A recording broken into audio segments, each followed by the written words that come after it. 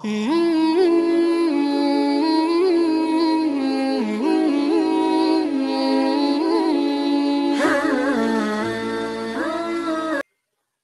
بما تؤمر وأعرض عن المشركين إنا كفيناك المستهزئين الذين يجعلون مع الله إلها آخر فسوف يعلمون ولقد نعلم أنك يضيق صدرك بما يقولون فسبح بحمد ربك وكن من الساجدين واعبد ربك حتى يأتيك اليقين رب اشرح لي صدري ويسر لي أمري واحلل عقدة من لساني يفقهوا قولي فالحمد لله والصلاة والسلام على رسول الله وعلى آله وصحبه أجمعين أما بعد everyone السلام عليكم ورحمة الله تعالى وبركاته আপনাদের সাথে আজ কি বিষয়ে আলোচনা করব তা নিয়ে আমাকে বেশ ভাবতে হয়েছে। আমাকে বলা হয়েছিল যে এটা তরুণদের নিয়ে আয়োজিত একটা অনুষ্ঠান, তো দেখাই যাচ্ছে যে মনের দিক থেকে তরুণ অনেক মানুষ এখানে রয়েছেন।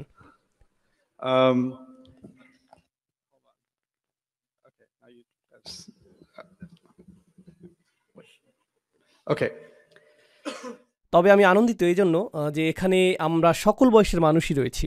ব্যক্তিগতভাবে আমি তরুণদের জন্য পৃথক আয়োজনকে পছন্দ করি না। আমি মনে করি শিশুদের জন্য স্বতন্ত্র আয়োজন থাকতে পারে, কিন্তু মানুষ যখন শৈশবের গণ্ডি পার হয়ে কৈশোরে উপনীত হয় তখন তাকে প্রাপ্তবয়স্ক হিসেবে বিবেচনা করাই শ্রেয়। তখন আপনাকে প্রাপ্তবয়স্কদের আলোচনায় অংশ নিতে হবে, আর এটাই ইসলাম সম্মত পদ্ধতি। পশ্চিমা সমাজে একরকম ধারণা রয়েছে যে প্রথমে আপনি থাকেন শিশু, এরপর কিশোর, এরপর আপনি তরুণ যুবক, এরপর আপনি নির্বোধ কলেজ ছাত্র, আর এরপর আপনি এখনও নিজেকে বোঝার চেষ্টা করছেন। এরপর আপনার বয়স যখন 25, 30 বা 35 হয়, এখনও তাদের বয়স কম। এই ধারণাটি যা করে তা হলো এটা যুবক এবং যুবতীদেরকে মানসিকভাবে নিজেদেরকে প্রাপ্তবয়স্ক ভাবতে বাধার সৃষ্টি করে, আর তারা নিজেদেরকে এরকম মনে করে যে আমি তো এখনও কিশোর, অথবা আমি এখনও ছোট। তারা নিজেদেরকে প্রাপ্তবয়স্ক হিসেবে মনে করে না। যেভাবে আমি বিষয়টাকে বুঝি তা হলো, যদি আপনি পশ্চিমা মানদণ্ডও গ্রহণ করেন, অস্ট্রেলিয়াতে কত বছর বয়সে আপনি ড্রাইভিং লাইসেন্সের উপযুক্ত হন? 16 বছর। যদি আপনি 16 বছরে ড্রাইভিং লাইসেন্স পান আর এরপর লাল বাতি অমান্য করেন, লাল বাতি সত্ত্বেও যদি গাড়ি চালিয়ে গেলেন, লাল বাতি সত্ত্বেও আপনি গাড়ি চালিয়ে গেলেন, আইন কি তখন আপনাকে 4 বছরের শিশুর মতো বিবেচনা করবে? না, আপনি লাইসেন্সধারী। আপনারা মজার কোনো কথা বলছেন? আপনাদের শেষ হওয়া পর্যন্ত আমি অপেক্ষা করি। কথা শেষ? শিওর? ওকে, কুল। আপনাদের অনেকেরই কিন্তু মনোযোগ নষ্ট হচ্ছে। আমার মনোযোগ নষ্ট হয় না, আপনাদের মনোযোগ আসলেই নষ্ট হয়েছে। আমি আপনাদেরকে এদিকে তাকাতে দেখেছি। তো যাই হোক, বিষয়টা হলো সেক্ষেত্রে আইনের চোখে আপনি শিশু হিসেবে বিবেচিত হবেন না, আপনি প্রাপ্তবয়স্ক মানুষদের মতো বিবেচিত হবেন যে অপরাধ সংঘটিত করেছে। আমাদের দৃষ্টিতে যে এখন একজন কিশোর, সে যদি কোথাও গিয়ে কিছু চুরি করে আর তাকে বিচারকের সামনে উপস্থিত করা হয়, অপরাধটি সেই সংঘটিত করেছে এই হিসেবেই সে আদালতে বিবেচিত হবে। আর যেটা আরও বেশি গুরুত্বপূর্ণ তা হলো, যদি কোনো তরুণ মৃত্যুবরণ করে আর যখন সে আল্লাহর আদালতে উপস্থিত হবে, এটা এরকম না যে কিয়ামতের দিবসে তরুণ যুবকদের জন্য আলাদা বিচার বিভাগ থাকবে, যেখানে তারা প্রাপ্তবয়স্কদের তুলনায় ভিন্ন হিসেবে বিবেচিত হবে। যখন আপনি বয়সন্ধির বয়সে পৌঁছান আর যখন আপনি শারীরিক এবং মানসিকভাবে সুগঠিত হয়ে প্রাপ্তবয়স্ক হয়ে ওঠেন, তখন আল্লাহর আদালতে এবং প্রকৃতপক্ষে বেশিরভাগ সমাজেই, এমনকি পশ্চিমা সমাজের আইন অনুযায়ীও আপনি একজন প্রাপ্তবয়স্ক। কিন্তু কোনো অজানা কারণে আমরা তাদেরকে প্রাপ্তবয়স্ক হিসেবে বিবেচনা করি না। কোনো অজানা কারণে আমরা আমাদের তরুণদেরকে প্রাপ্তবয়স্ক হিসেবে বিবেচনা করতে অস্বীকৃতি জানাই, কিন্তু আমি সেরকমটা মনে করি না। আমি তাদেরকে শিশু হিসেবে বিবেচনা করি না, আমি তাদের সাথে প্রাপ্তবয়স্কদের মতোই কথা বলি। তাই আমি আনন্দিত যে আমাদের এই আসরে, যেখানে আজকে তরুণদের নিয়ে আলোচনা হওয়ার কথা ছিল, এখানে দাদার বয়সী এবং নাতির বয়সী মানুষ পাশাপাশি বসে আছে, আর এতে সমস্যার কিছুই নেই। এভাবেই এটা হওয়ার কথা ছিল। ঠিক আছে, এখন আমি আমাদের বিষয়বস্তুতে ফিরে আসতে চাই এবং কিছু ভাবনা আপনাদের সাথে শেয়ার করতে চাই। আমার সেই ভাবনাটি হলো একটি সূরা নিয়ে, যা কিছুদিন আগে আমি অধ্যয়ন করেছিলাম, সূরাতুল ওয়াকিয়া। আল্লাহ সূরা ওয়াকিয়াতে বিচার দিবসের দৃশ্যপট বর্ণনা করেছেন। কোরআনের বেশিরভাগ স্থানে যখন বিচার দিবসের বর্ণনা দেয়া হয়েছে, সেখানে এমন মানুষের বিবরণ এসেছে যারা জান্নাতে যাবে এবং এমন মানুষের বিবরণ এসেছে যারা জাহান্নামে যাবে। দুইটি শ্রেণী, তাই না? কিছু মানুষ জাহান্নামে যাবে, আগুনে পুড়বে, কিছু মানুষ জান্নাতে যাবে। পরিষ্কার সরল শ্রেণীবিন্যাস। তো সূরা ওয়াকিয়া যে কারণে কৌতূহল জাগ্রতকারী তা হলো দুই শ্রেণীর পরিবর্তে এখানে আল্লাহ আমাদেরকে তিনটি শ্রেণীর কথা বলেছেন। তিনি বলেছেন আসহাবুল মাইমানাতি মা আসহাবুল মাইমানা, ডান পাশের মানুষেরা। এরা সেই সকল মানুষ যাদেরকে ডান হাতে আমলনামা প্রদান করা হবে, আর এর ফলশ্রুতিতে তারা জান্নাতের পথে অগ্রসর হবেন, যেটা সূরা তাহরিমে এভাবে বর্ণিত হয়েছে, রব্বানা আতমিম লানা নূরানা, হে আমাদের প্রভু, আমাদের আলোকে পরিপূর্ণ করে দিন, আমাদেরকে জান্নাতের সুদীর্ঘ পথ পাড়ি দেওয়ার সামর্থ্য প্রদান করুন। কিন্তু যেহেতু আপনার আমলনামা ডান হাতে রয়েছে, তাই আপনার ডান দিক থেকে আলো প্রতীয়মান হচ্ছে, সেই আলোর আভা আপনার বুক থেকেও ঠিকরে বেরুচ্ছে। ইয়াসআ নূরুহুম বাইনা আইদিহিম ওয়া বিআইমানিহিম, আর তারা জান্নাতের দিকে বেহেশতের সদর দরজা অভিমুখে হেঁটে যাচ্ছে। তারা হবেন ডান দিকের মানুষ। আর এরপর রয়েছে বাম দিকের মানুষ, আসহাবু শিমালি মা আসহাবু শিমাল, এরা হলো বাম দিকের মানুষ। এটুকু বোধগম্য। কিন্তু এছাড়াও আল্লাহ অস্বাভাবিকভাবে তৃতীয় একটি শ্রেণী যোগ করে বললেন, ওয়াসাবিকুন আসসাবিকুন, প্রথম সারির মানুষেরা। প্রথম সারির মানুষেরা, প্রথম এবং প্রধান, ভিআইপি সেকশন। আমি চাই যে আপনারা বিষয়টা কল্পনা করুন। বিশাল সংখ্যক মানুষ রয়েছে ডান দিকে, বিশাল সংখ্যক মানুষ রয়েছে বাম দিকে, আর তারপর কিছু সংখ্যক মানুষ রয়েছে যারা একেবারে সামনে অবস্থান করছে। এখানে পেলাম ডান অংশ, বাম অংশ এবং সামনের অংশ। আর সামনের অংশকে আল্লাহর নিকটে আনা হয়েছে, উলাইকাল মুকাররাবুন, তারা আল্লাহর নৈকট্য লাভ করেছে, তাদেরকে অনুপম এই স্থান প্রদান করা হয়েছে, এমনকি বিচার দিবসেও। তো কোন বিষয়টি এই মানুষগুলোকে বিশেষ মানুষে পরিণত করল, আর কিভাবে তারা ডান দিকের মানুষদের থেকে আলাদা? অনেক মানুষ যারা এই আয়াতটির ব্যাখ্যা করেন তারা চিন্তা করেন মুহাজিরদের কথা, যারা রাসূল সাল্লাল্লাহু আলাইহি সাল্লামের মক্কায় অবস্থানকালে তার আহ্বানে সাড়া দিয়েছিলেন। প্রথম দিকের ইসলাম গ্রহণকারী ব্যক্তিগণ, যেমন আবু বকর সিদ্দিক রাদিয়াল্লাহু তাআলা আনহু, আলী রাদিয়াল্লাহু তাআলা আনহু, প্রথম দিকের মুসলিমগণ, তারাই প্রথম ইসলাম গ্রহণ করেছিলেন। আর আয়াতেও প্রথম সারির মানুষদের কথা বলছে। এর মাধ্যমে অবশ্যই প্রাথমিক যুগের মুসলিমদেরকেই বোঝাচ্ছে। একটু পরে আমরা এই বিষয়ে বিস্তারিত আলোচনা করব। এখানে আরেকটা বিষয় রয়েছে। এই মতামতটি সম্পূর্ণ সত্য না হওয়ার কারণ হল, আল্লাহ সূরা তওবাতে একটি বিষয়ের উল্লেখ করেছেন, আস-সাবিকুন আল-আউয়ালুন মিনাল মুহাজিরিনা ওয়াল আনসার। তিনি বলেছেন, অন্য সকলের আগে যাদের অবস্থান তারা মুহাজিরদের অন্তর্ভুক্ত, যার অর্থ সেই মানুষেরা যারা মক্কায় ইসলাম গ্রহণ করেছেন।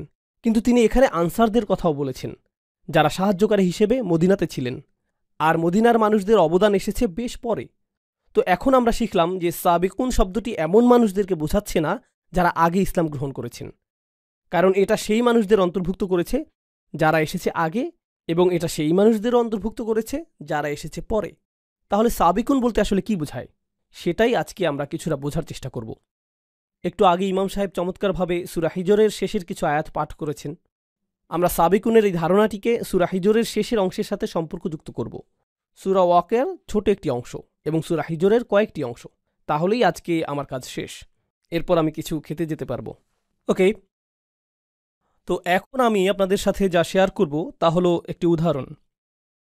গত বছর আমার বেশ কয়েকটি মুসলিম দেশে এবং অমুসলিম দেশের বেশ কয়েকটি মুসলিম সম্প্রদায়ে ভ্রমণ করার সুযোগ হয়েছে, আর আমি সেখানে কিছু বিষয় লক্ষ্য করেছি। এটা আপনার পরিবার এবং সমাজের জন্য সত্য হতে পারে, আবার নাও হতে পারে। ব্যাপক সংখ্যক মুসলিম পরিবারে যা ঘটে যাচ্ছে তা হলো, আমরা আমাদের পুত্রদেরকে লালন পালন করছি নির্দিষ্ট কিছু প্রত্যাশা নিয়ে, আমরা আমাদের কন্যাদেরকে লালন পালন করছি নির্দিষ্ট কিছু প্রত্যাশা নিয়ে। তো আমি আপনাদের একটি উদাহরণ দিচ্ছি। পাকিস্তানে আমি যা লক্ষ্য করেছি সে বিষয়ে। আমি পাকিস্তানি বংশোদ্ভূত, তাই কিছু সময়ের জন্য সেখানে বেড়াতে গিয়েছিলাম। আমরা আমাদের কন্যাদেরকে মেডিকেল কলেজে ভর্তি করার জন্য জোর দিয়ে থাকি। তো পাকিস্তানে অনেক অনেক মেয়ে, লাখ লাখ মেয়ে ডাক্তার হয়ে বের হয়, কিন্তু এটা এজন্য না যে তারা আসলেই ডাক্তার হবে। যখন তারা ডাক্তারি ডিগ্রি লাভ করে, এটা তাদেরকে বেশ যোগ্য বিয়ের পাত্রী হিসেবে তৈরি করে। তো পাকিস্তানে লাখ লাখ তরুণ নারী ডাক্তার হয় এজন্য না যে তাদের মা বাবা তাদেরকে ডাক্তারি করাতে চায়, অথবা হাসপাতালে কাজ করাতে চায়, অথবা গ্রামে প্রসূতিদের সন্তান জন্মদানে চিকিৎসা সহায়তা প্রদান করাতে চায়। যেহেতু গ্রামে চিকিৎসা সেবা অপ্রতুল, কারণটা তা নয়। মূল কারণ হলো মেয়েটির জন্য ভালো প্রস্তাব আসবে। কারণ সে একজন ডাক্তার, তাই না? কেন আপনি ডাক্তার হতে চান? কারণ আমার মা বাবা চান যে আমি ডাক্তার হই, আর আমার বড় বোন ডাক্তার হয়েছে এবং তার জন্য ভালো প্রস্তাব এসেছিল। এজন্যই আমি এটা করছি। ইনশাআল্লাহ আমিও আমার বড় বোনের মতো সফলতা পাব। এই মেয়েরা তাদের বড় বোনদের দেখে নিজেদেরকে তুলনা করছে এবং বলছে যে এটাই সফলতার মানদণ্ড, এটাই আমি অর্জন করতে চাই। আমি যদি এটা অর্জন করতে পারি তাহলে জীবনে কিছু একটা অর্জন করা হবে। তরুণ যুবকদেরকে উৎসাহিত করা হয় ইঞ্জিনিয়ার, ডাক্তার অথবা এই ধরনের কিছু হওয়ার জন্য, কারণ তাহলে তারা ভালো চাকরি পাবে। আর যখন তারা ভালো চাকরি পাবে তারা সম্মানিত হবে। মানুষ বলবে, মাশাআল্লাহ, আমার ছেলে একজন ডাক্তার, একজন ইঞ্জিনিয়ার, আমার ছেলে এটা, আমার ছেলে সেটা। তো এটা একটা অহংকারের বিষয়ে পরিণত হয়। আর এই তরুণ যুবককে আপনি যদি জিজ্ঞেস করেন যে কেন আপনি ডাক্তার হতে চান, সে ডাক্তার হতে চায় কারণ তার পরিবারের সকলেই ডাক্তার। তার পিতা একজন ডাক্তার, অথবা তার চাচারা ডাক্তার, তার বড় ভাই ডাক্তার। ওহ মাই গড, সে ডাক্তার হয়ে গিয়েছে। এখন আমি যদি ডাক্তার না হই তাহলে তো আমি একজন হতভাগ্য। আমি কি বোঝাতে চাচ্ছি? মূল বিষয়টি বুঝিয়ে বলছি। আপনার জীবনের গতিপথ নির্ধারণের জন্য গোটা অনুপ্রেরণাটি আসছে অন্য কোনো স্থান থেকে। অন্য কেউ আপনার জন্য মানদণ্ড নির্ধারণ করে দিয়েছে, আর আপনাকে সেই মানদণ্ড অনুসরণ করতে হবে। আর বেশিরভাগ সময়ই সেই মানদণ্ডটি নির্ধারণ করা হয় তুলনার উপর ভিত্তি করে।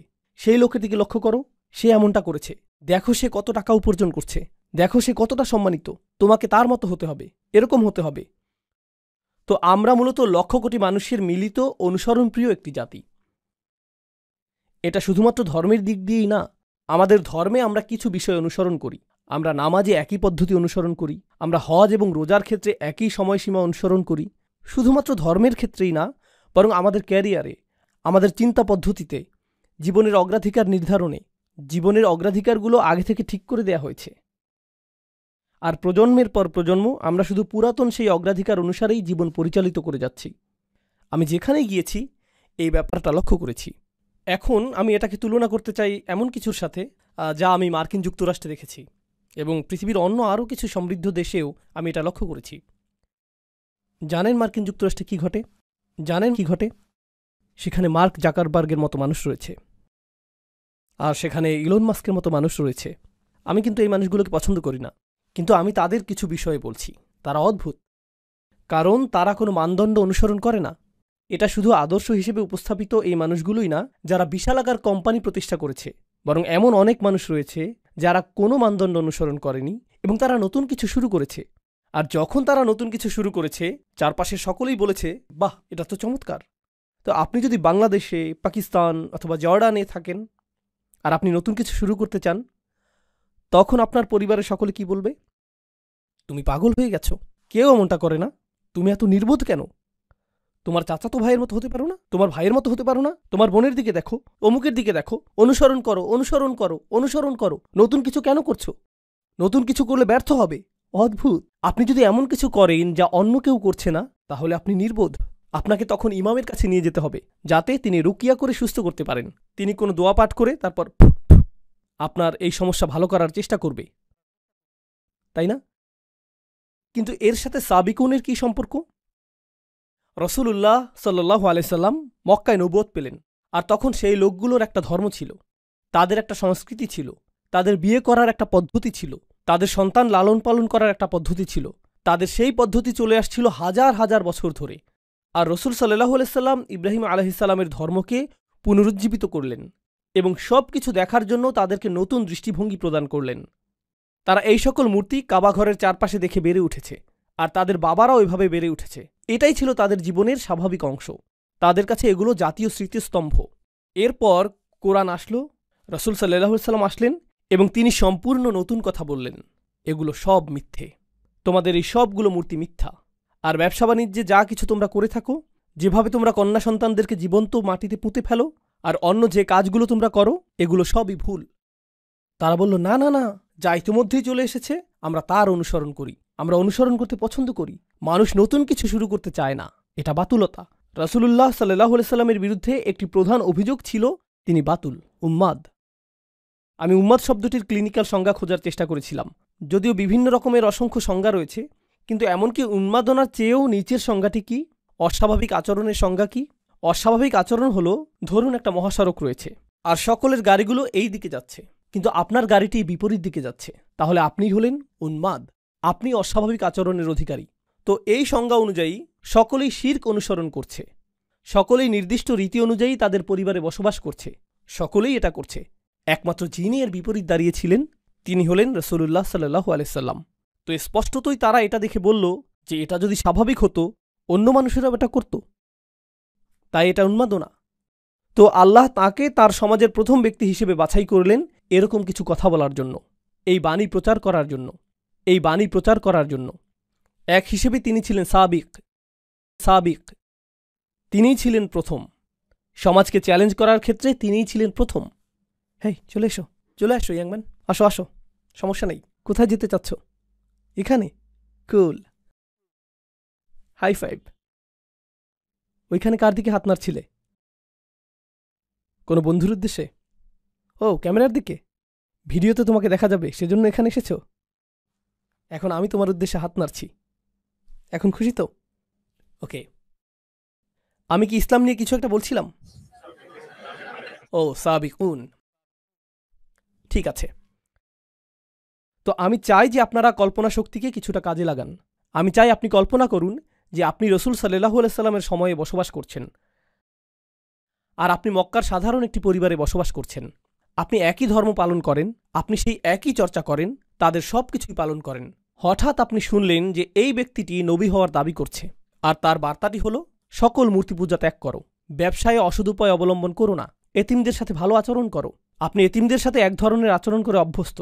উদাহরণস্বরূপ, অনেক মুসলিম দেশে এরকমটা ঘটে। আমরা বলি যে আমাদের উম্মার মাঝে ভ্রাতৃত্ব রয়েছে, কিন্তু যখন আপনি কোনো মুসলিম দেশে যান আপনি দেখতে পাবেন যে সেখানে সামাজিক শ্রেণী বৈষম্য রয়েছে। নির্দিষ্ট শ্রেণীর মানুষ হয়তো কোনো রেস্তোরাঁয় বসে আছে, অন্য আরেক শ্রেণীর মানুষ রয়েছে যাদের সন্তানেরা খালি পায়ে বাইরে ঘুরোঘুরি করছে, তাই না? কখনো কখনো তাদের সন্তানেরা আপনার জন্য খাবার পরিবেশন করছে। আপনি আপনার বাচ্চার সাথে কথা বলেন এভাবে, হেই, তুমি কি একটু খাবার খাবে? একটু খাবার খাও। আর পরিবেশনকারী কোনো শিশু যখন আপনার কাছে আসে আপনি বলেন, হেই, চা নিয়ে আয়, হেই, এদিকে আয়। এভাবেই আপনি তাদের সাথে কথা বলেন। তো স্পষ্টতই আপনি তাদের সাথে সমান ব্যবহার করছেন না। কিন্তু সেই সমাজে এই কোরআন আসলো এবং বলল, যদিও এই শিশুগুলো এতিম, তুমি এরকম আচরণ করতে পারবে না। ফাযালিকাল্লাযী ইয়াদউল ইয়াতীম, আপনি তাদের সাথে এভাবে কথা বলতে পারবেন না। কাল্লা বাল্লা তুকরিমুনাল ইয়াতীম, তোমরা এতিমদেরকে সম্মানিত করো না। এতিমদেরকে সম্মানিত করা? আপনি কি বলছেন যে কাজের লোককে সম্মান দেখাতে হবে? আমি সম্মান প্রদর্শন করি এমন মানুষকে যে কমপক্ষে একজন ডাক্তার, কমপক্ষে তো তার একটা ডিগ্রি আছে, যাতে সম্মান দেখাতে পারি। জানেন উম্মার আরেকটা বিষয় আমি লক্ষ্য করেছি, অনেক সময় যখন আপনি নতুন কোনো স্থানে যান, মানুষ নিজের ব্যাপারে প্রথম কোন কথাটি বলে? সে কি অর্জন করেছে। আসসালামু আলাইকুম, আমার নাম আব্দুল করিম, আমি একজন ডাক্তার, আমি এই হাসপাতাল প্রধান, এবং এটা এটা এটা এটা এটা যোগ্যতার সম্পূর্ণ একটি তালিকা। আমি আপনাকে চিনি না, কিন্তু আপনি আমার কাছে আসলেন আর বললেন, আসসালামু আলাইকুম রহমতুল্লাহ, আমার নাম এটা এটা, আমি এই মসজিদটি প্রতিষ্ঠা করেছি। ওহ, কুল। আমি চাই যে আপনি বিষয়টি জানেন। আমরা এরকম কেন বলি? কারণ কেন আপনি আমাকে সম্মান করবেন যদি না জানেন যে আমি কি অর্জন করেছি? আমাকে সম্মান করার আপনার কোনো কারণ নেই। কোরআন কি বলে? কোরআন বলছে যে এতিমদেরকে আপনার সম্মান করতে হবে। আল্লাহ বলেছেন যে প্রতিটি আদম সন্তানই সম্মানিত। আমি তাদের যোগ্যতা সম্পর্কে জানি না, আমি জানি না কোন পরিবার থেকে তারা এসেছে, আমি জানি না তাদের পেছনের ইতিহাস কি, তারা কি পোশাক পরেছে তাতে কিছু যায় আসে না। আমি তাদের গায়ের রং অথবা ভাষা, আঞ্চলিকতার পরোয়া করি না। তারা কোন গ্রাম থেকে এসেছে এগুলো কোনোটাই গুরুত্বপূর্ণ না। প্রতিটি আদম সন্তানই সম্মানিত, এটাই কোরআনে এসেছে। আপনি কিন্তু এখনও আপনার কল্পনা ব্যবহার করছেন। আপনি জাহিলি মক্কাতে রয়েছেন আর বলছেন এটা অদ্ভুত, সকলেই এখন সমান। ওকে, গৃহহীন এই পথশিশুটি আমার সামনে, হে হে, এটা কোন ধরনের ধর্ম যা যুক্তিসঙ্গত না? কিন্তু আপনি চিন্তা করতে শুরু করলেন যে হয়তো এটা যুক্তিসঙ্গত, হয়তো সকল মানুষ আসলেই সমান, হয়তো এই শিরক এবং উপাস্যগুলো যুক্তিসঙ্গত না, হয়তো সত্য ধর্ম শুধু একটি, হয়তো সৃষ্টিকর্তা শুধুমাত্র একজন, তার কথা আমাকে আরেকটু শুনে দেখতে হবে। আর আপনি নীরবে এই মানুষটির কথা শুনতে শুরু করলেন, মুহাম্মদ রাসূলুল্লাহ সাল্লাল্লাহু আলাইহি ওয়াসাল্লাম। আর তারপর আপনি সিদ্ধান্ত নিলেন যে আমার পরিবারের মধ্যে আমিই প্রথম ব্যক্তি হতে চাই, উঠে দাঁড়িয়ে এটা বলার জন্য যে আশহাদু আল্লা ইলাহা ইল্লাল্লাহ ওয়া আশহাদু আন্না মুহাম্মাদান আবদুহু ওয়া রাসূলুহু। শুধু আপনার কল্পনাকে ব্যবহার করুন। যখন আপনি এটা করবেন, আপনার পরিবারের প্রতিক্রিয়া কি হবে? লক্ষ্য করুন, তারা নবীজিকে কি বলেছে? উন্মাদ। তারা বলবে, তুমিও তার সাথে থেকে উন্মাদ হয়ে গিয়েছ। দেখো সে উন্মাদ, কেউই তার অনুসরণ করে না। কেন তুমি তাকে অনুসরণ করছো? আমরা তাকে সম্মান করতাম এবং পছন্দ করতাম তার এই অদ্ভুত ব্যাপারগুলো প্রকাশিত হওয়ার আগে, কিন্তু স্পষ্টতই সে কোনো ধরনের সমস্যায় ভুগছে এবং মানসিক ভারসাম্য হারিয়েছে। আর তুমিও অকারণেই নিজের মানসিক ভারসাম্য হারাচ্ছ। তোমাকে স্বাভাবিক আচরণ করতে হবে। স্বাভাবিক অর্থ তোমাকে অন্য সকলের মতো হতে হবে, কারণ আপনি যদি অন্য সকলের মতো না হন তাহলে আপনি উন্মাদ। তো এই লোকগুলো, প্রথম মানুষগুলো যারা ইসলাম গ্রহণ করেছিলেন, জানেন তারা কি করেছিলেন? তারা অন্য সকলের সমর্থন হারাতে প্রস্তুত ছিলেন। তাদের অন্য কারো কাছ থেকে অনুপ্রেরণার প্রয়োজন ছিল না। অন্য কেউ তাদেরকে অনুপ্রেরণা দিচ্ছিল না। প্রকৃতপক্ষে সকলে তাদেরকে নিরুৎসাহিত করছিল। যখন তারা ইসলাম গ্রহণ করলেন, যেই মানুষগুলো তাদেরকে ভালোবাসত তারা অসন্তুষ্ট হয়ে পড়ল। যারা তাদের সাথে ব্যবসা করত তারা লেনদেন বন্ধ করে দিল। যারা তাদেরকে অনুকরণীয় হিসেবে দেখত এখন তারা তাদেরকে নিচু চোখে দেখে এবং তাদের থেকে দূরত্ব বজায় রেখে চলে। যাদেরকেই তারা ভালোবাসত বিনিময়ে তারা এখন ঘৃণা করে। তারা বিচ্ছিন্ন, একাকী এবং একঘরে হয়ে পড়ল। এমনকি এখানে শ্রোতাদের মধ্যে অনেক নমুসলিম ভাইদেরও একই অবস্থা। যারা অমুসলিম পরিবার থেকে এসেছেন এবং ইসলাম গ্রহণ করেছেন, তারা নিজেদের পরিবার থেকেও একই রকম অভিজ্ঞতার শিকার হয়েছেন। কিছু পরিবার বেশ ভালো, কিন্তু অন্যরা বলে, তুমি এটা কি করলে? তুমি পরিবারটা ভেঙে ফেললে। তুমি কেন স্বাভাবিক না? কেন তুমি এত অদ্ভুত? কেন তুমি শত্রু ধর্ম গ্রহণ করলে? এই ধরনের কথা তাদেরকে শুনতে হয়। কিন্তু তারা তাদের নিজ পরিবারের মাঝে সাবিক। সাহাবীরাও তাদের নিজের পরিবারে সাবিক হয়েছিলেন। কোরআন আমাদেরকে সেই মানুষদের গুণাবলী সম্পর্কে শিক্ষা দিয়েছে যারা গোটা পৃথিবীকে পরিবর্তন করে দিয়েছিলেন। কারণ আমরা গর্ব সহকারে বলতে পারি যে এই কোরআন 23 বছর ধরে নাজিল হয়েছে এবং এটা গোটা পৃথিবীকে পরিবর্তিত করে দিয়েছে। পৃথিবীকে পরিবর্তন করতে চাইলে পৃথিবীর অনুসরণ করলে চলবে না, আপনাকে নতুন কিছু করতে হবে, না হলে এটা সম্ভব না।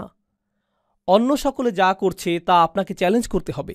কোনো পরোয়া করবেন না, আপনাকে এটা করতেই হবে। আপনাকে উঠে দাঁড়াতে হবে এবং এটা করতে হবে। আপনি কোনো প্রথার অনুসরণ করবেন না, বরং আপনাকে প্রথা ভঙ্গ করতে হবে। আপনি নিজের মূলনীতি অনুসরণ করে চলবেন। আপনি সাবিক হয়ে উঠবেন। আর সাবিকদের সাথে কি ঘটে? সেই মানুষগুলো যখন শুরু করে, সকলে তাদেরকে কি বলে? উন্মাদ। সকলে তাদেরকে প্রত্যাখ্যান করে। সকলে তাদের সন্তানদেরকে এদের ব্যাপারে সতর্ক করে, এই মানুষগুলোর অনুসরণ করো না। তারা এমন কিছু করে যা অন্য কেউ করে না। এরা অদ্ভুত, এরা আজব। আর সাবিকুনরা যখন এই সকল সমালোচনা, এই সকল আক্রমণ, প্রতিনিয়ত নিরুৎসাহিত করা মন্তব্য এবং বর্জনের শিকার হয়, তারা নিজেদের অনুপ্রেরণাকে প্রভাবিত হতে দেয় না। তারা নিজেদের অনুপ্রেরণাকে প্রভাবিত হতে দেয় না। তারা এতে প্রভাবিত হয় না, বরং তারা সামনে অগ্রসর হতে থাকে। আর আল্লাহ এ ধরনের মানুষদের ক্ষেত্রে কি করেন? তিনি তাদেরকে পরীক্ষা করতে চান যে তারা কি আসলেই সাবিক হতে চায় নাকি অনুসারী হতে চায়।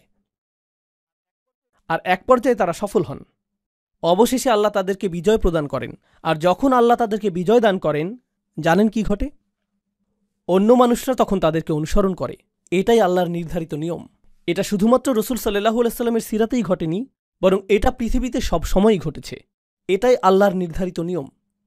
অদ্ভুত ধারণার অধিকারী এমন মানুষ রয়েছে। উদাহরণস্বরূপ কেউ বলতে পারে যে আমি মিনি কাপকেক উৎপাদন করব। এটা শুনতে অদ্ভুত মনে হয়, কেউ তো এটা কিনবে না। আর তারপর তারা নিজেদের গ্যারেজে এই স্টুপিড কোম্পানি শুরু করে। আর তারপর এটা সর্ববৃহৎ কাপকেক কোম্পানিতে পরিণত হয়। এটা বিশাল আকার ধারণ করে। এরপর সকলে তাদেরকে অনুসরণ করতে চায় এবং তাদের ধারণার পুনরাবৃত্তি করতে চায়। কেন? কারণ তারা নতুন কিছু শুরু করেছে।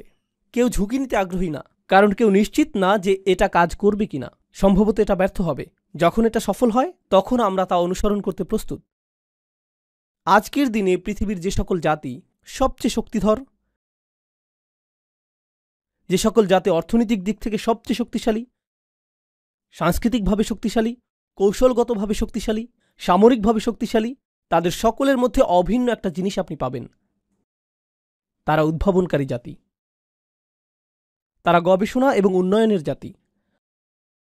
তারা প্রচুর নতুন জিনিস আবিষ্কার করে। তারা বিজ্ঞানের জগতে সর্বদাই সাবিক। তারা চিকিৎসা বিজ্ঞানে বিভিন্ন শাখা নিয়ে গবেষণায় সাবিক। আপনি কাফেরদেরকে অভিশাপ দিতে পারেন, তাদের প্রতি রাগান্বিত হতে পারেন, কিন্তু আপনার মায়ের যদি কোনো অপারেশনের প্রয়োজন হয়, সামর্থ্য থাকলে আপনি পশ্চিমা দেশগুলোর সেরা হাসপাতালটিতেই যাবেন, কারণ সেসব ক্ষেত্রে তারা সাবেকুন। অন্য কোথাও না গিয়ে আপনি সেখানেই যাবেন। আপনি তাদেরকে ঘৃণা করেন, তাদের বিরুদ্ধে এটা সেটা বলেন, কিন্তু তাদের বানানো মোবাইলটাই আপনি কিনেন। কোনো মুসলিম দেশে প্রস্তুত মোবাইল না। যেমন আমরা যদি মুসলিম ফোন নাম দিয়ে কোনো মোবাইল বানাই, মানুষ এটা তেমন কিনবে না। যখন গাড়ি কেনার প্রয়োজন হয়, আপনি আব্দুল করিমের একক উদ্যোগে নির্মিত গাড়ি কিনেন না। কেন নয়? কারণ সেই লোকগুলো গাড়ি প্রস্তুতে সাবেকুন হয়ে গিয়েছে, তারা মাইক্রোচিপ প্রযুক্তিতে সাবেক হয়ে গিয়েছে, তারা চিকিৎসা বিজ্ঞানের গবেষণায় সাবেক হয়ে গিয়েছে, তাই না? আর যখন তারা সাবেক হয়ে গেল, গোটা পৃথিবী তাদের উপর নির্ভর করতে শুরু করলো। কিন্তু মূল বিষয় হলো, কোন জিনিসটা তাদেরকে এত শক্তিশালী করেছে? এটা কি তাদের প্রাকৃতিক সম্পদ? এটা কি জ্বালানি তেল? এটা কি প্রাকৃতিক গ্যাস, খনিজ সম্পদ? এটা কি প্লুটোনিয়াম? না, এটা চিন্তা শক্তি। বিশ্বের পরাশক্তিগুলো তাদের সমাজে এমন সংস্কৃতি সৃষ্টি করেছে যেখানে তারা বলে, আমরা চাই তুমি পর্যবেক্ষণ চালাও, আমরা চাই যে তুমি নতুন নতুন বিষয়ে চেষ্টা করো, যদি তুমি অকৃতকার্য হও আবারও চেষ্টা করতে থাকো যতক্ষণ পর্যন্ত সফল না হও, আর আমরা এজন্য তোমাকে অর্থায়ন করব। এটাকেই তারা বলে রিসার্চ অ্যান্ড ডেভেলপমেন্ট। এটাই তারা করে। আর ধারণাটি এতটাই শক্তিশালী যে জ্ঞানী মুসলিমরা সারা পৃথিবী থেকেই, পাকিস্তান, বাংলাদেশ, সিরিয়া, সৌদি আরব, সারা পৃথিবী থেকেই যখন তারা কোনো বিষয়ে প্রকৃত গবেষণা করতে চায় এবং তারা সামনে অগ্রসর হতে চায়, তখন তারা কোথায় যায়? তারা আমেরিকায় যায়, ইংল্যান্ডে যায়, সুইডেনে যায়, ডেনমার্কে যায়, তারা অস্ট্রেলিয়ায় যায়, তারা এই বিশ্ববিদ্যালয়গুলোতে যায়। কারণ এই বিশ্ববিদ্যালয়গুলো এমন বিষয় বুঝতে পেরেছে যা উত্তরাধিকার হিসেবে আল্লাহ আমাদেরকে দিয়েছিলেন। আমাদেরকে সকল বিষয়ে সাবেকুন হতে হবে, আমাদেরকে সকল বিষয়ে সকলের থেকে এগিয়ে যেতে হবে। ধর্মের দিক থেকে আমরা এগিয়ে আছি, কিন্তু বিজ্ঞানের ক্ষেত্রে, ব্যবসার ক্ষেত্রে, সমাজ বিনির্মাণের ক্ষেত্রে আমরা পিছিয়ে আছি। অন্য জাতির দিকে ইশারা করে এটা বলা খুবই সহজ যে এই লোকগুলো অনেক শক্তিধর। কখনো কি অধ্যয়ন করেছেন যে কিভাবে তারা এই শক্তি অর্জন করল? ও না, শয়তান তাদের সাথে রয়েছে, দাজ্জাল তাদেরকে সাহায্য করছে। এটাই আপনার জবাব। এজন্যই আপনারা অগ্রসর হতে পারছেন না, এজন্যই আপনাদের কথা কেউ শুনে না। কারণ আপনারা মৌলিক কিছু বিষয়ে বুঝতে পারছেন না যা আল্লাহ প্রদত্ত নিয়মের অংশ। এটা আল্লাহ প্রদত্ত নিয়ম, এটা আল্লাহ প্রদত্ত নিয়ম যে যারা চেষ্টা করবে এবং যারা সাবেকুন হবে তারাই সফলতা পাবে, আর অন্য সকলেই তাদের অনুসরণ করবে, অন্য সকলেই তাদের মতো হতে চাইবে। জ্ঞানের যে কোনো শাখা নিয়ে চিন্তা করুন, যে কোনো শাখা। আপনারা জানেন গল্প লেখার জন্য একটা নির্দিষ্ট ধরন রয়েছে এবং ইংরেজি সাহিত্যের একটি মানদণ্ড রয়েছে যে কিভাবে গল্প লিখতে হবে। কেউ এসে সম্পূর্ণ ভিন্ন ধরনের গল্প লিখল, যেখানে শেষের অংশটা শুরুতে লেখা হলো। সে পুরো গল্পটির ধারাবাহিকতাকে উল্টোভাবে উপস্থাপন করল, আর হঠাৎ করে তা সর্বাধিক বিকৃত বইয়ে পরিণত হলো। এখন হাজার হাজার বই এই ধারণাটি ব্যবহার করছে, কারণ এটা নতুন কিছু, এটা অভিনব এবং সৃজনশীল একটা বিষয়। কেন আমি আপনাদেরকে এত কথা বলছি?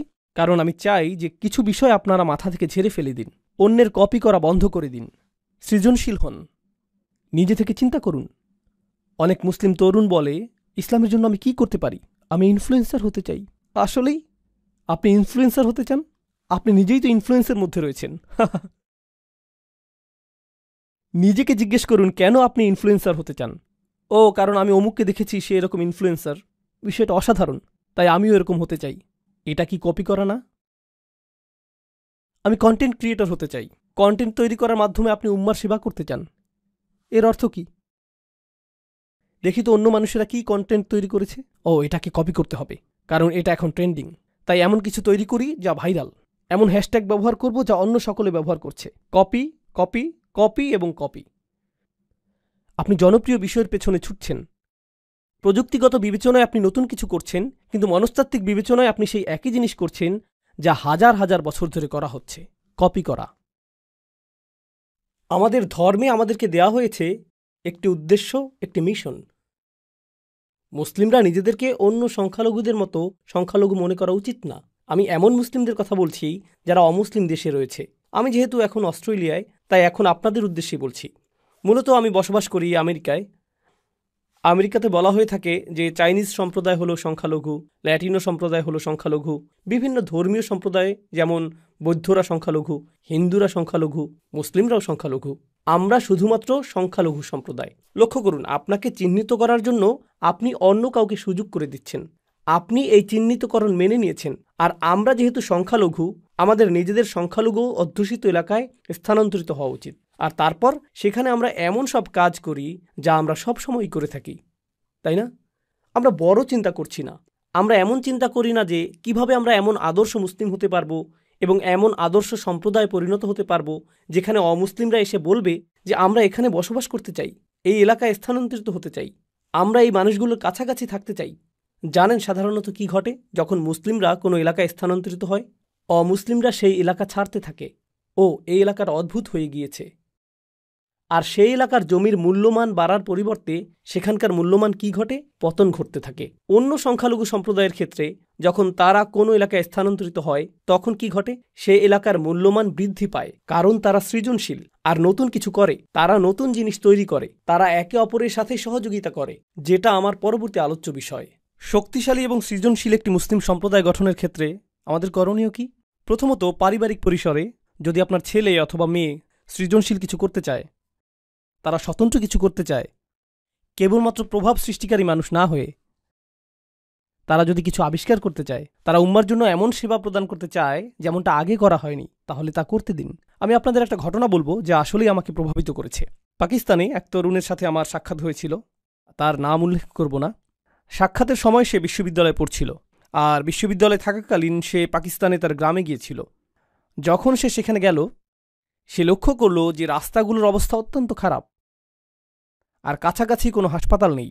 যখন সেখানে কোনো নারী সন্তান সম্ভবা হয়, তাদেরকে পিক আপ ট্রাকের পিছনে 3 ঘন্টা ভ্রমণ করতে হয়। সন্তান সম্ভবা নারী যিনি শীঘ্রই সন্তান জন্ম দিবেন, তাকে পিক আপ ট্রাকের পিছনে থাকতে হয়। এভাবে 3 ঘন্টা লাগে হাসপাতালে পৌঁছতে। আর এই সকল নারীর বেশিরভাগেরই সন্তান মারা যায়। আর এটাই গ্রামীণ জীবনের বাস্তবতা। তারা নিজেরা সন্তান জন্মদানের চেষ্টা করে, যদি জটিলতা তৈরি হয় তখন তাদেরকে ডাক্তারের কাছে নিতে হয় এবং পথিমধ্যে অনেকেই মৃত্যুবরণ করে। আর সে এটা কাছ থেকে দেখল। তো সে যা করার সিদ্ধান্ত নিল তা হলো সে একটা সমাধান তৈরি করার চেষ্টা করল।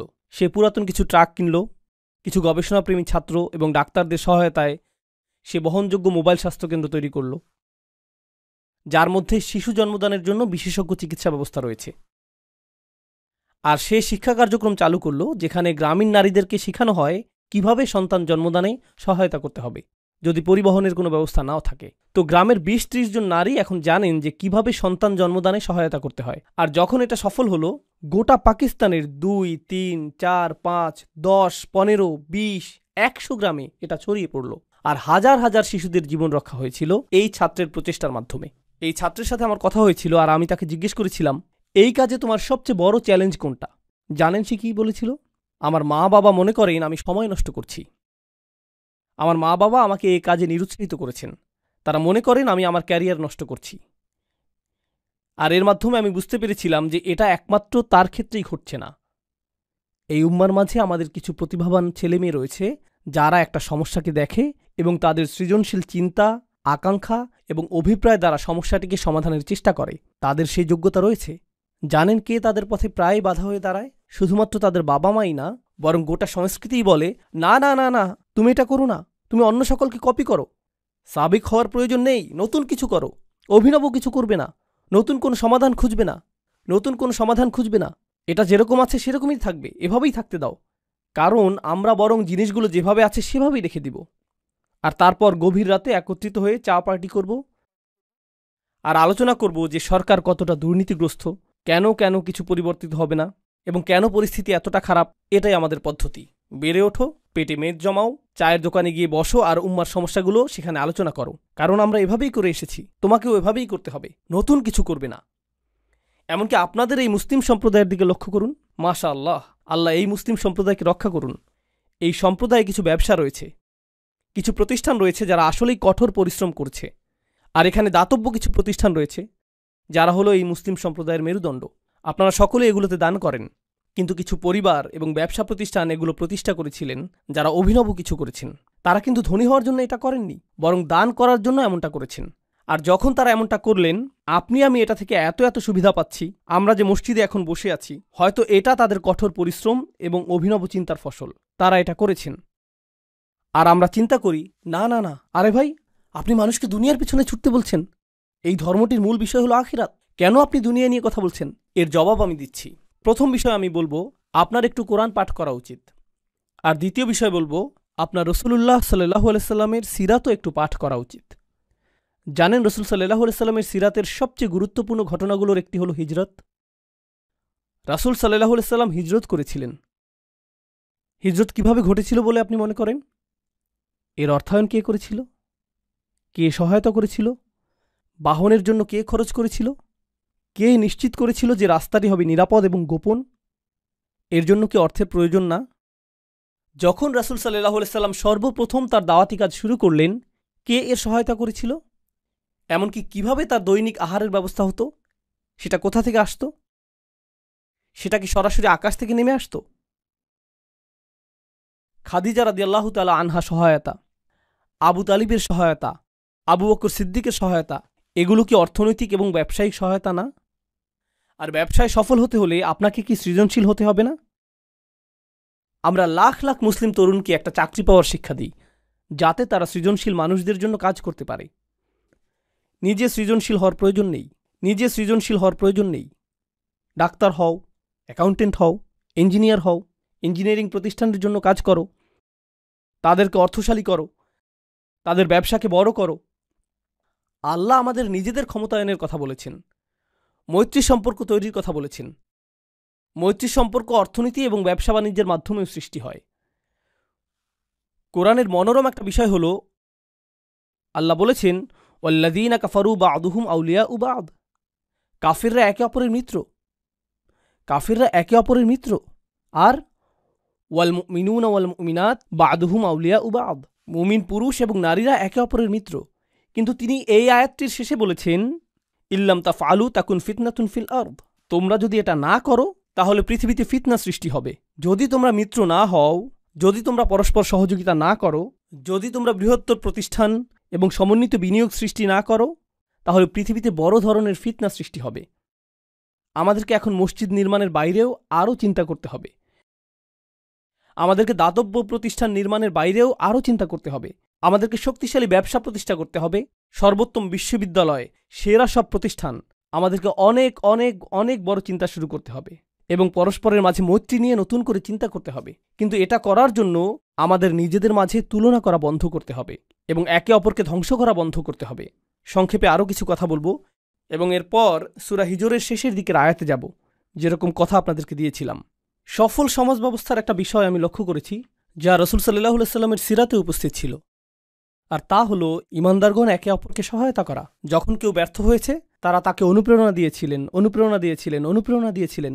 আর জানেন এখন আমাদের মাঝে কি ঘটে? যখন কেউ সফল হয়, আমরা তার সমালোচনা করি এবং সমালোচনা করা নিশ্চিত করি, যতক্ষণ পর্যন্ত না সে ব্যর্থ হয়। এরপর আমরা বাকি সকলে শান্তি অনুভব করি। সফল সমাজ ব্যবস্থা ব্যর্থ মানুষকে গ্রহণ করে এবং তাদেরকে বারবার চেষ্টা করার জন্য অনুপ্রাণিত করে, যতক্ষণ না তারা সফল হয়ে যায়। আর ব্যর্থ সমাজ ব্যবস্থা সফল ব্যক্তিদের পিছু নেয় এবং তাদেরকে সহ্য করতে পারে না, ফলে তাদেরকে নিচে নামিয়ে দিতে চায় পরস্পরের মাঝে মৈত্রী, শক্তি এবং সহায়তা সৃষ্টি করার পরিবর্তে। এ বিষয়ে প্রচুর চিন্তাশক্তি ব্যয় করতে হবে যে আধুনিক সময়ে এই আয়াতগুলো কী অর্থ বহন করছে। কিন্তু আপনাদের মধ্য থেকে যারা অভিনব কিছু করবেন, আমার উদাহরণের সেই তরুণ যুবকটির মতো যারা নতুন কিছু করবেন, যারা শুধুমাত্র প্রভাব সৃষ্টিকারী হবেন না, আপনাকে বাস্তব কিছু করতে হবে। আপনি বাস্তব সমস্যা সমাধান করতে চাইবেন।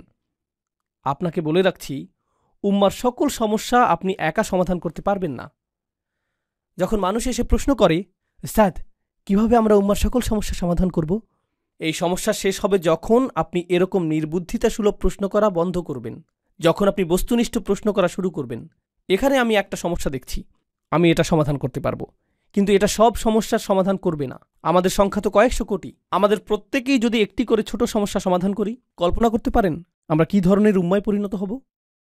যদি আমাদের কিছু অংশ চিকিৎসা সমস্যা সমাধান করি, আর আমাদের কিছু অংশ সামাজিক সমস্যা সমাধান করি, আর আমাদের কিছু অংশ শিক্ষা সমস্যা সমাধান করি, আমাদের কিছু অংশ রাজনৈতিক সমস্যা সমাধান করি, দেখতে পাচ্ছেন কিভাবে এটা একত্রে জমা হচ্ছে?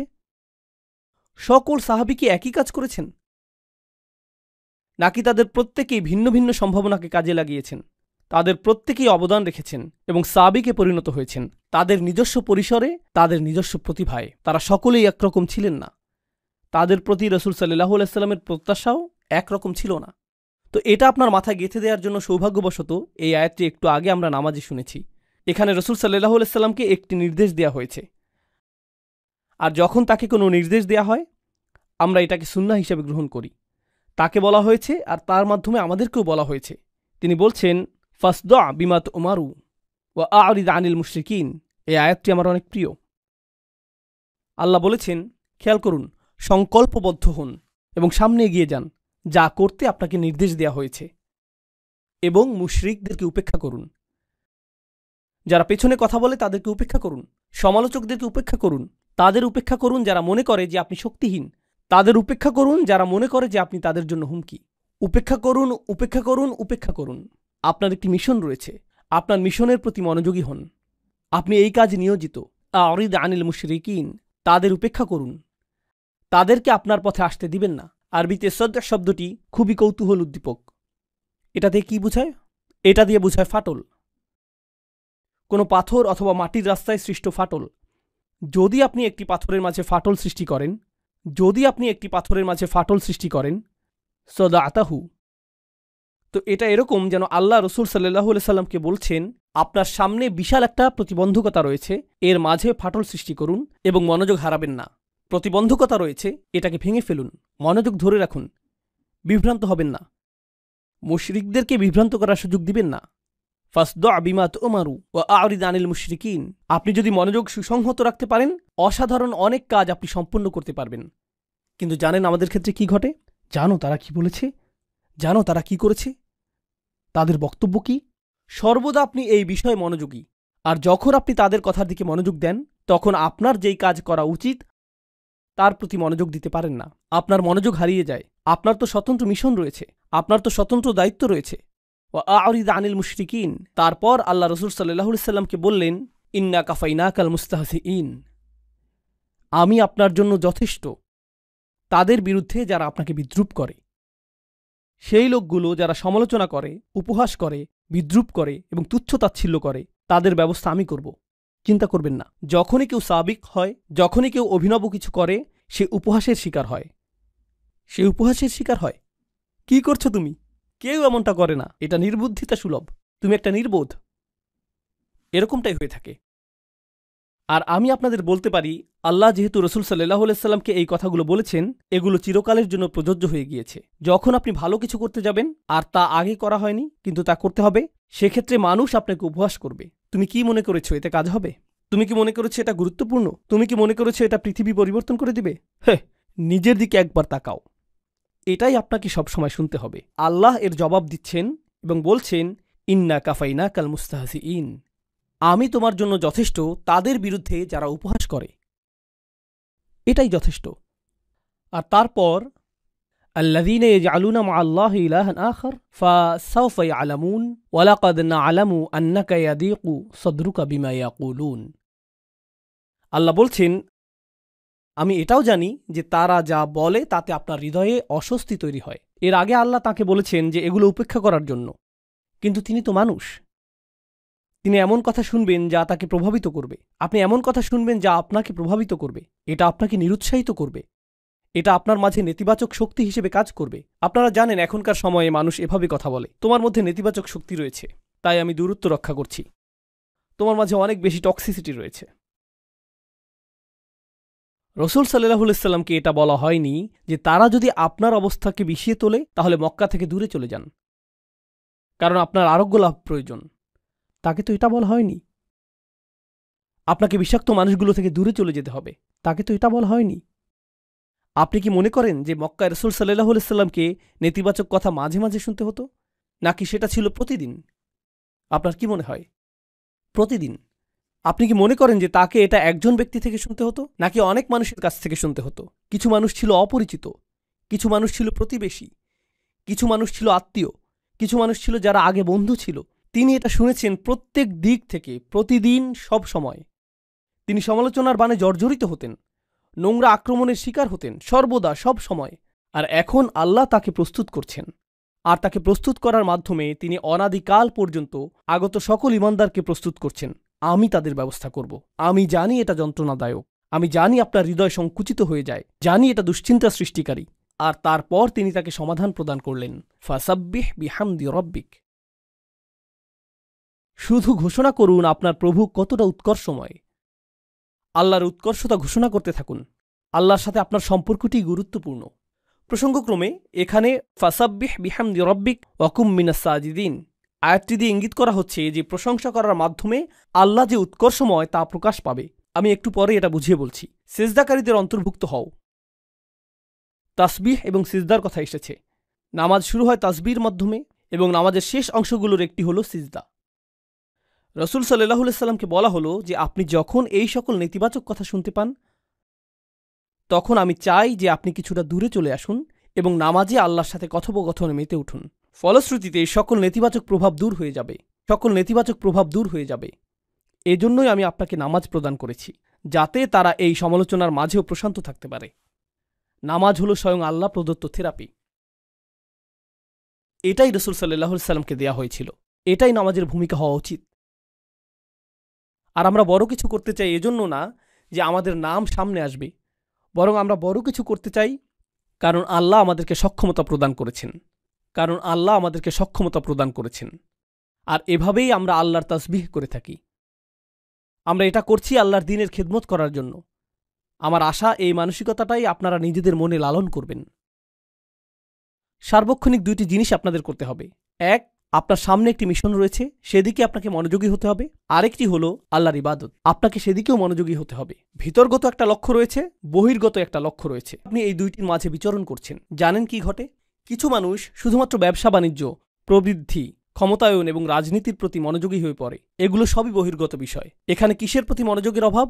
ইবাদত। আর অন্য মানুষেরা বলে, না, এই লোকগুলো মনে করেছে তারা পরিবর্তন আনবে, তাদেরকে শুধু দোয়া করতে হবে, জিকির এবং ইস্তেগফার করতে হবে, নামাজ পড়তে হবে। তাদের সকল গুরুত্ব ইবাদতের প্রতি, বাকি কাজ আল্লাহ করবেন, আল্লাহ আমাদেরকে সাহায্য করবেন। কোরআন আপনাকে কি শিক্ষা দিচ্ছে? তোমার মিশনের প্রতি মনোযোগ দাও, আর প্রতিদিন যখন তোমার মধ্যে দুর্বলতা এসে পড়ে আল্লাহর কাছে ফিরে এসো, ইবাদত করো। এই দুইটি জিনিস একে অপরের জ্বালানি। এই দুইটি জিনিস একটি অপরটির জন্য প্রয়োজনীয়। ইবাদত আপনাকে খেদমত করার শক্তি যোগায়, আর খেদমত করতে গিয়ে আপনি হয়তো আপনার লক্ষ্য হারিয়ে ফেলতে পারেন, উদ্দেশ্য হারিয়ে ফেলতে পারেন। উদাহরণস্বরূপ, আপনি হয়তো আল্লাহর সন্তুষ্টির উদ্দেশ্যে মসজিদ নির্মাণ করেছেন, কিন্তু এরপর পলিটিক্স চলে আসলো, অহংকার চলে আসলো, নেতৃত্বের বিষয় চলে আসলো, সবার চোখে পড়ার আকাঙ্ক্ষা চলে আসলো, মাইক হাতে পাওয়ার আকাঙ্ক্ষা চলে আসলো। এই আকাঙ্ক্ষাগুলো চলে আসে। এক্ষেত্রে ইবাদত কি করে? এটা এই সকল দূষণকে পরিশোধন করে দিবে। প্রকৃত ইবাদত এটাই। আল্লাহ কোরআনে এই দুইটি জিনিসের মাঝে ভারসাম্য প্রদান করেছেন। তো ফাসাব্বিহ বিহামদি রব্বিক, এই আয়াতাংশটি নিয়ে শেষের কিছু কথা বলে আজকের মতো আলোচনার ইতি টানবো ইনশাআল্লাহ তাআলা। তাসবিহ এবং হামদ দুইটি জিনিস, তাই না? দুইটি ভিন্ন জিনিস। কিভাবে আমরা তাসবিহ করি? সুবহানাল্লাহ বলে। কিভাবে আমরা হামদ পড়ি? আলহামদুলিল্লাহ বলে। আপনার জন্য বিষয়টাকে সহজ করে দিই। সাব্বিহ বিহামদি রব্বিক, সরল ভাষায় এর অর্থ আপনাদের বুঝিয়ে বলছি। তাসবিহ অর্থ আল্লাহ সম্পর্কে আপনার কোনো নেতিবাচক চিন্তা অথবা মন্তব্য থাকবে না। এটাই তাসবির অর্থ। আল্লাহ সম্পর্কে আপনি যাই বলেন তা পারফেক্ট হতে হবে। আপনি কখনোই কোনোভাবেই তার সম্পর্কে এমন কিছু ভাববেন না যা পারফেকশনের চেয়ে কম। তার রহমা হলো পারফেক্ট, তার ভালোবাসা হলো পারফেক্ট, তার পরিকল্পনা হলো পারফেক্ট। যে পরিস্থিতির মাঝে তিনি আপনাকে রেখেছেন এর বিচক্ষণতাও পারফেক্ট। উম্মার সংকটময় অবস্থায় আল্লাহর যে পরিকল্পনা, সেই পরিকল্পনাও পারফেক্ট। এটাই তাসবিহ। তো এমনকি যখন নবীজি কাফেরদের করা উপহাস শুনছেন, তারা তো ভয়ঙ্কর রকম খারাপ কাজ করছে, কিন্তু রাসূল সাল্লাল্লাহু আলাইহি সাল্লামের এই অবস্থার মধ্য দিয়ে অতিক্রম করাটাও আল্লাহর পরিকল্পনার অংশ। আর আল্লাহর পরিকল্পনা সর্বদাই কি? পারফেক্ট। নিজেকে এটা স্মরণ করিয়ে দিতে থাকুন যে এমনকি যখন আপনি ভয়ানক সব অভিজ্ঞতার মধ্য দিয়ে সময় অতিক্রম করেন, এটাও পারফেক্ট। এটাও পারফেক্ট একটি পরিকল্পনার অংশ। আপনি সম্পূর্ণ চিত্রটি দেখতে পাচ্ছেন না, শুধুমাত্র আল্লাহই তা দেখছেন। আমি আপনাদেরকে এর একটা উদাহরণ দিচ্ছি। আপনাদের মধ্যে অনেকেই রান্না করতে ভালোবাসেন। আপনি যখন রান্না করেন তখন কেউ একজন পাশে দাঁড়িয়ে দেখছে, তুমি এতগুলো লবণ দিয়েছ, এতগুলো লবণ দিয়েছ। এই 5 মিনিট ধরে এত বেশি তাপমাত্রায় রান্না হচ্ছে, 5 মিনিট ধরে চলছে, আর আপনি বিরক্ত হচ্ছেন। চুপ করবে তুমি? ওইখানে গিয়ে কিছু একটা করো, জানালার ধারে গিয়ে বাইরে তাকিয়ে থাকো, আমাকে রান্না করতে দাও। তুমি এটা বুঝবে না। ও, অবশেষে রান্নাটা কিন্তু মজাই হয়েছে। কেন এমনটা হলো? কারণ সম্পূর্ণ পরিকল্পনাটি সে জানে না, আপনি জানেন।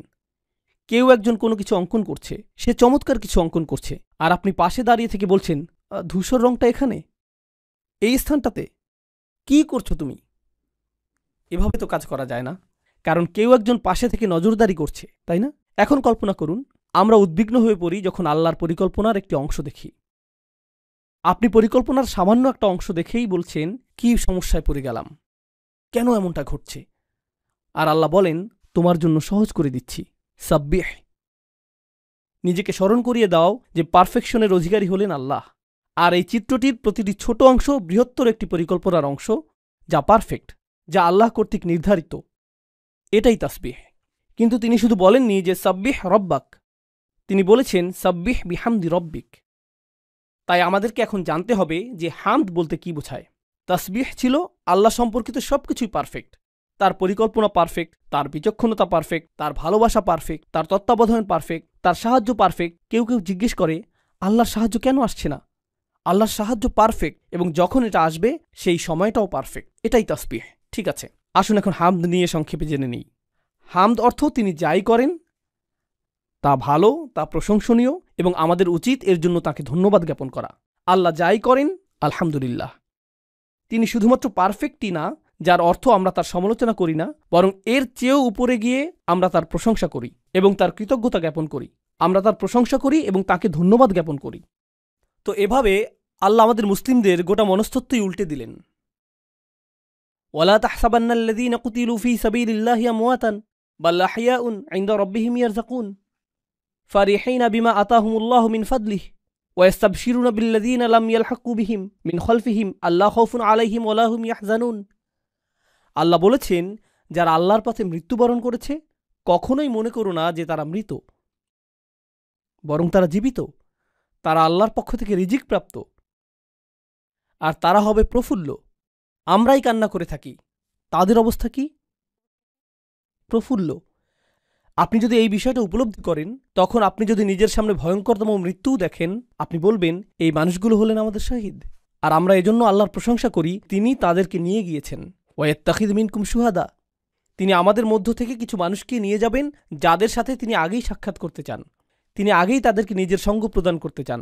এটাও প্রশংসার কারণে পরিণত হয়। এমনকি এটাও প্রশংসার কারণ, যদিও এটা অপরাধীদের অপরাধকে বৈধতা প্রদান করে না। কিন্তু এই মুহূর্তে এটা আল্লাহর সাথে আপনার সম্পর্কের বিষয়। এটা অন্য মানুষের সাথে সম্পর্কিত কোনো বিষয় নয়। এটা শুধু আপনি এবং আল্লাহ। সাব্বিহ বিহামদি রব্বিকা। আর আপনি এটা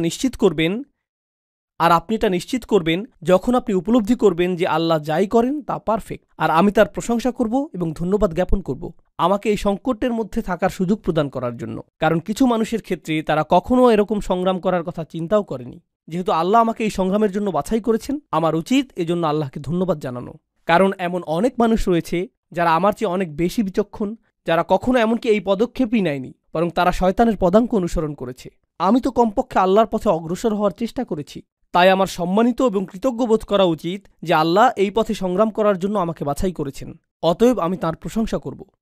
রাসূলুল্লাহ সাল্লাল্লাহু আলাইহি সাল্লাম বিদ্রূপের শিকার হয়েছিলেন, আর এখন তিনি আল্লাহর প্রশংসা করছেন সেই বিদ্রূপের শিকার হওয়ার জন্য। কারণ এই বিদ্রূপই তার মর্যাদাকে উন্নীত করেছে। এটা তার জিহাদের অন্তর্ভুক্ত। আল্লাহ এই সংগ্রামের জন্য তাকে বাছাই করেছেন। ফাসাব্বিহ বিহামদি রব্বিক। আর অকুম মিনাস সাজিদিন। কৃতজ্ঞতার চূড়ান্ত বহিঃপ্রকাশ হল সিজদায় অবনত হওয়া। আল্লাহর সম্মুখে বিনয়ের চূড়ান্ত বহিঃপ্রকাশ হল সিজদায় অবনত হওয়া। তাই সিজদায় লুটিয়ে পড়ুন। আর যখন আপনি আল্লাহর সাথে এই কথোপকথন শেষ করবেন, এরপর যখন আপনি তাদের বিদ্রুপাত্মক কথা শুনবেন, ততক্ষণে সেই তাসবিহ এবং হামদ আপনাকে এতটাই দূষণমুক্ত করেছে যে এটা আপনার কাছে আর আগের মতো যন্ত্রণাদায়ক মনে হচ্ছে না। দেখতে পাচ্ছেন? উপেক্ষা করতে শিখুন। আরিদ আনিল মুশরিকিন। আমরা জানি এটা যন্ত্রণাদায়ক, আমরা জানি তারা যন্ত্রণাদায়ক কথা বলে, আমরা জানি এটা যন্ত্রণার উদ্রেক করে। আর যখনই এটা তোমার জন্য যন্ত্রণার উদ্রেক করবে, এই হলো তোমার উপশম। তো আমি বিশেষভাবে তরুণদেরকে বলবো, আপনার জীবনে যা করতে চান সে বিষয়ে একনিষ্ঠ থাকুন। আপনি যা অর্জন করতে চান সে বিষয়ে একনিষ্ঠ থাকুন। একনিষ্ঠভাবে কাজ করাকে স্বভাবে পরিণত করুন। আপনি যদি বিশ্ববিদ্যালয়ে পড়েন, শুধুমাত্র বিশ্ববিদ্যালয়ে পড়বেনই না, পড়াশোনার পাশাপাশি একটা কাজ খুঁজে নিন। কর্মস্থলে শিষ্টাচারগুলো শিখুন। শুধু ঘরে বসে থাকবেন না, এবং শুধুমাত্র সামাজিক মাধ্যমে ইসলামের খেদমত করবেন না।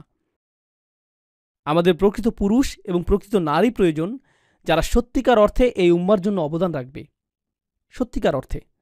আর আপনি যখন এই ধরনের ব্যক্তিত্ব গঠন করবেন, তখন আপনি কাজ করবেন, আপনি ব্যবসা প্রতিষ্ঠার চেষ্টা করবেন, আপনি স্বাধীনভাবে নিজের কাজ করবেন, আপনি স্বনির্ভর হওয়ার চেষ্টা করবেন। তরুণ যুবকেরা যাদের বয়স 17-18 বছর, তাদের লক্ষ্য থাকা উচিত অর্থনৈতিকভাবে স্বনির্ভর হওয়া, আর মা বাবার এতে উৎসাহিত করা উচিত। এরকম বলবেন না যে না না না, বিশ্ববিদ্যালয়ে পড়াশোনা শেষ করো, এরপর মাস্টার্স শেষ করো, এরপর পিএইচডি শেষ করো, এরপর তুমি হয়তো একটা চাকুরি পাবে, আর ততদিন পর্যন্ত বিয়ে করতে পারবে না। না না না, আপনার সন্তানদের স্বনির্ভরতা শিক্ষা দিন। এই উম্মাহ শক্তিশালী হবে না যতক্ষণ পর্যন্ত তরুণরা শক্তিশালী না হবে। আর তরুণরা যদি পরবর্তী ক্রিকেট চ্যাম্পিয়নশিপের জন্য অপেক্ষায় থাকে, তারা যদি পরবর্তী ভিডিও গেম রিলিজের অপেক্ষায় থাকে, অথবা পরবর্তী ওয়েব সিরিজের অপেক্ষায় থাকে, এটাই যদি তাদের চিন্তার কেন্দ্রবিন্দু হয়, অথবা তারা যদি পরবর্তী আইফোনের অপেক্ষায় থাকে, পরবর্তী গ্যাজেট হাতে পাওয়ার অপেক্ষায় থাকে, তাহলে তো আমরা কেবলমাত্র ভোক্তা প্রস্তুত করে যাচ্ছি। এটাই আমরা প্রস্তুত করে যাচ্ছি। তারা শুধুই ভোক্তা, তারা পৃথিবীকে কিছুই দিচ্ছে না, তারা শুধুই পৃথিবী থেকে গ্রহণ করছে। আমাদেরকে এমন উম্মাহ হিসেবে বানানো হয়েছে যারা পৃথিবীকে প্রদান করে। এই উদ্দেশ্যে আমরা সৃষ্টি হয়েছি। তো আপনাদের প্রতি এটাই আমার বিনীত অনুরোধ থাকবে যে সাবিক বলতে যা বোঝায় তা প্রকৃত অর্থেই চিন্তা করবেন, এবং সাবিক হওয়ার ফলশ্রুতিতে সমালোচনা সহ্য করার জন্য নিজেকে মানসিকভাবে প্রস্তুত করুন। সকল শোরগোল অপেক্ষা করে সামনে এগিয়ে যাবার জন্য নিজেকে মানসিকভাবে প্রস্তুত করুন। আল্লাহ আযজা ওয়াজাল্লাহ আমাদের তরুণদেরকে শক্তি প্রদান করুন, এবং এই দ্বীনের খেদমতে ও এই উম্মার ক্ষমতায়নে তাদেরকে আগের প্রজন্ম থেকেও অনেক বেশি অবদান রাখার সামর্থ্য প্রদান করুন, যা উম্মার ক্ষমতায়নে অবদান রাখতে থাকবে আরও বেশি, আরও বেশি এবং আরও বেশি। বারাকাল্লাহু লি ওয়া লাকুম ফিল কুরআনিল হাকিম ওয়া নাফা'নি ওয়া ইয়্যাকুম বিল আয়াতি ওয়াজ যিকরিল হাকিম।